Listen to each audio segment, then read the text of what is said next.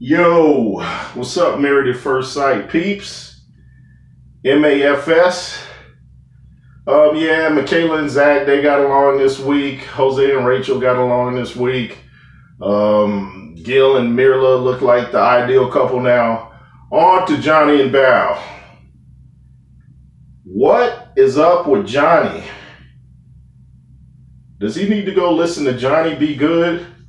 What is up with dude? He's playing psychological games with Bao, which is never cool. I don't like to see that from either gender. I don't like to see a woman do that to a man. I don't like to see a man do that to a woman. But dude is playing some serious psychological games.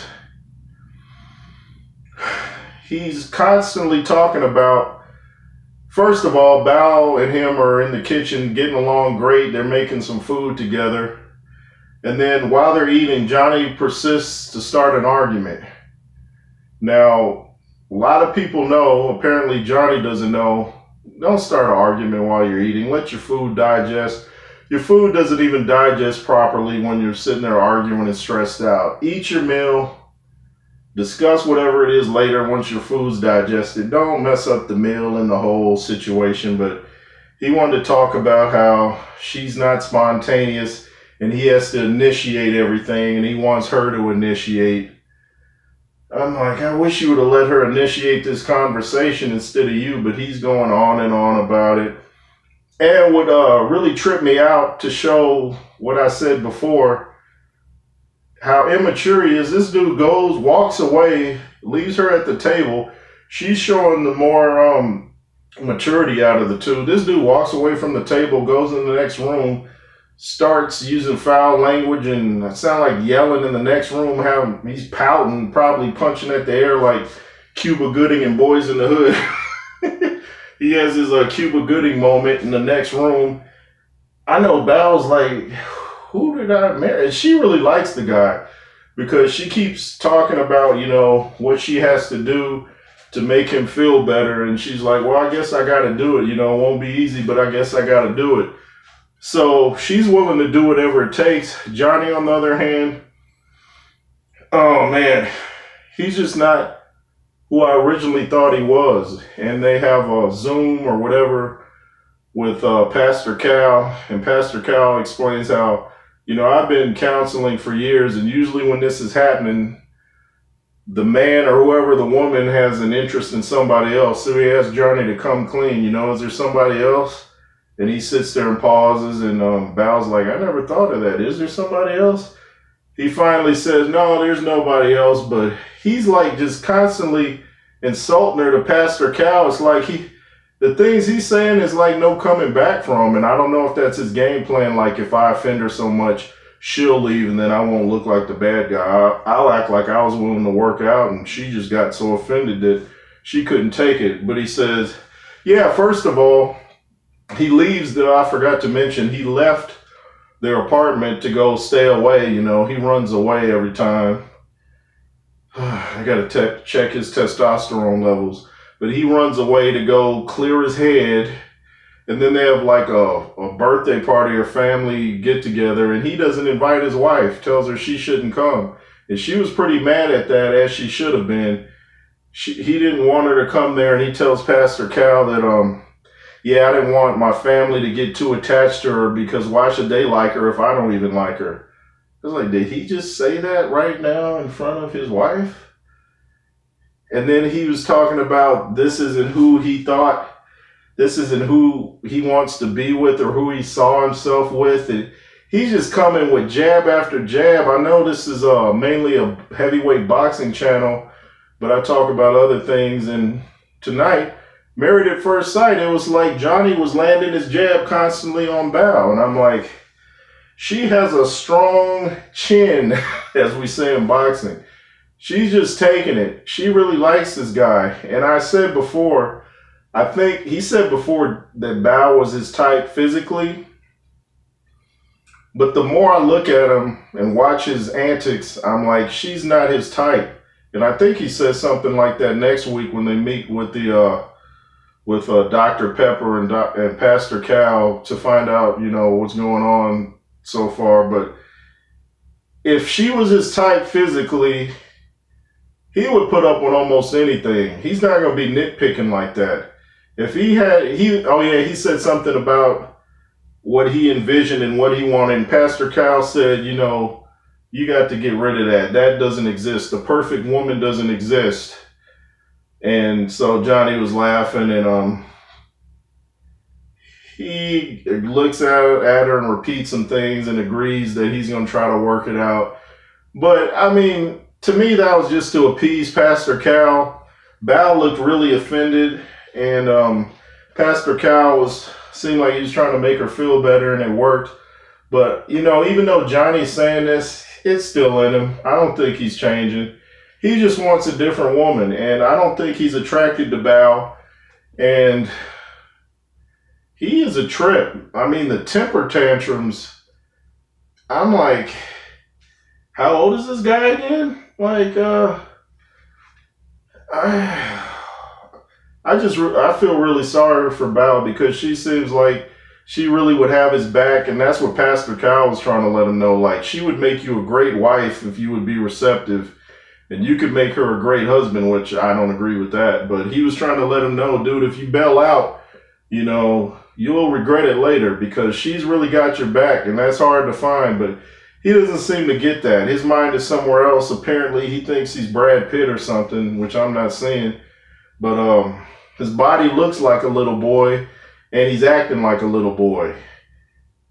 Get some testosterone, grow up, put your big boy pants on, and be a husband to your wife. Stop playing games, because you'll be sorry down the road. I can't stand to see dudes act like that. And I guess I'll talk about Michaela and Zach. They're just getting along great tonight, hitting each other in those bubble things where they hit and bounce off. They're just laughing, ha-ha, geeky. And, it's like a ticking time bomb, because next week they already showed Zach crying again. I'm like, oh my gosh. If he's fine, then like when they're at the salsa dancing and she's not fine, and it's a mess. But next week it looks like drama. Moving along, let's talk about Ryan and Brett. Now I'm tired of Ryan too. He meets with his sister and he's talking about how it's going to be hard for him to tell Brett that I guess he's not really into her. And his sister's like, you should be honest. I want someone to be honest.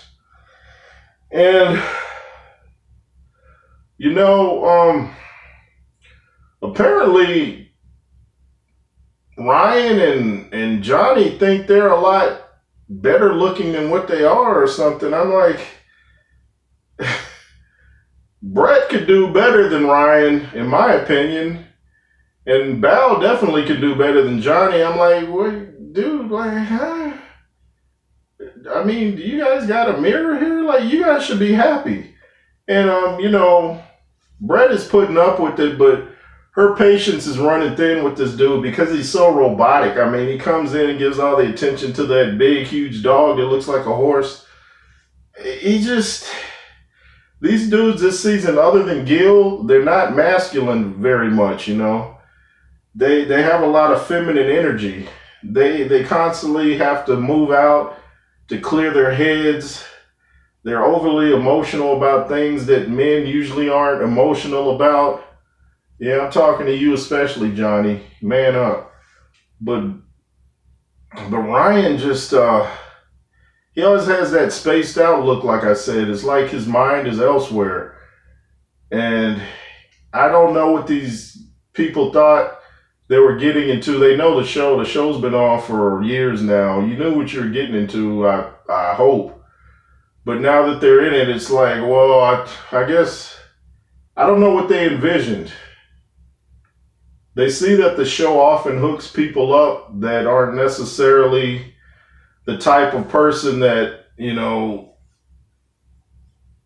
that either one of them asked for. So, I mean, what are you going to do? You got to make it work. Obviously, you're tired of being single. That's why you got on the show. Try to make it work. And they were getting along last week, but that's why, like I said, this season is a roller coaster. One week, everybody's ha-ha, he-he. And the next week, they're beefing.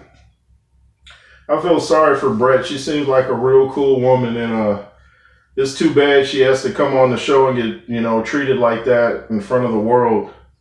Let's move on to Gil and Mirla.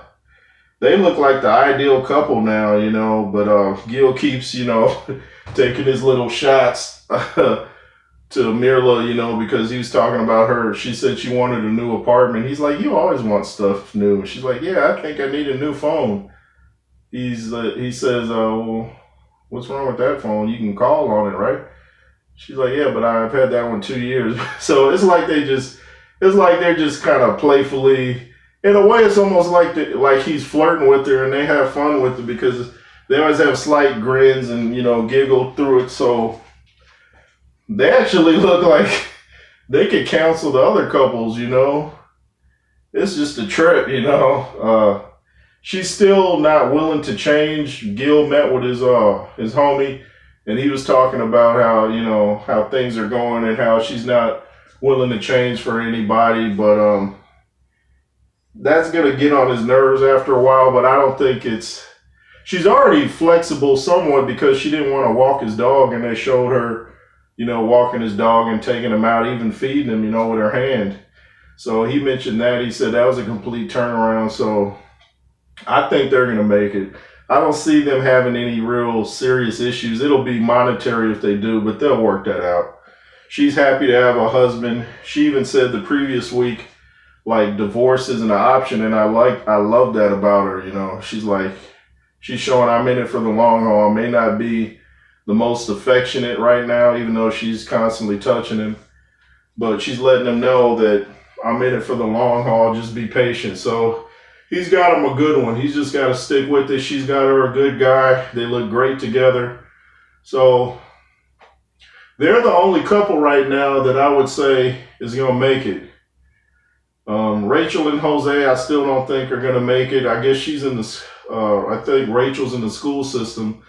And she was talking about she's not used to being with somebody in the summer. And she's saying the summer Rachel gets bored easily, like if he leaves her at the house and she has nothing to do.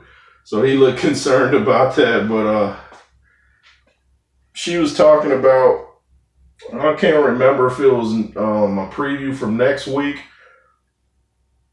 or was it tonight, where she was saying, somebody said, I think Dr. Pepper told him he can be very controlling. And he seems to have a temper that he tries, this is just what I'm observing now. He seems to have a temper that he tries to push down, but I think that's why when it comes out, it really explodes because he keeps, packing it down like he had it with Rachel the other week when he locked her out of the house. And that's staying in the back of her mind. I know he apologized, but as the saying goes, when someone shows you who they are, believe them. So sure, he apologized, and we'll see how it works. But my main thing this week, man, what's up with all the commercials? It was like commercials at first sight tonight. I'm like, it seemed like every 3 minutes was a commercial. It's like they're trying to fit the show in between commercials. I'm like, come on, they trying to drag the season out. But Johnny just had me so steamed. I'm like, who does this dude think he is? Like, who do you think you are to sit here and talk bad about Bao like that? Even if she's trying to make herself look good, like he says, about doing stuff, cooking and baking, and she's not. Man, if you were attracted to her, that wouldn't even bother you. You think if Holly Berry walked in the room, he'd be sitting there complaining about, yeah, she don't cook. He'd be like, man, she could slap him in the face every night. He'd be like, hey, man, the way she slaps me feels great. So, dude, just, if she's not your type, you're just going to have to deal with it. Because you're not going to get any better than Bao. You're just not. And if you get somebody that's more your type looks-wise, they're probably going to treat you like the way you're treating Bao. So be happy with who they hooked you up with, homie. And, man, I just feel for Bal. I hate to see nice people getting run over like Paige and Chris from last season. That's disturbing, especially with the world watching, like I always say. But hey, they knew what was going on when they signed up for the show, as far as I know. Anyway, this has been the J. Roos Theory. Thank you for watching. Make sure to subscribe. And if I forgot anything explosive that happened, make sure you mention in the comments. Let me know what you thought of tonight's episode and or the season. See you next week, hopefully. Yay, yay.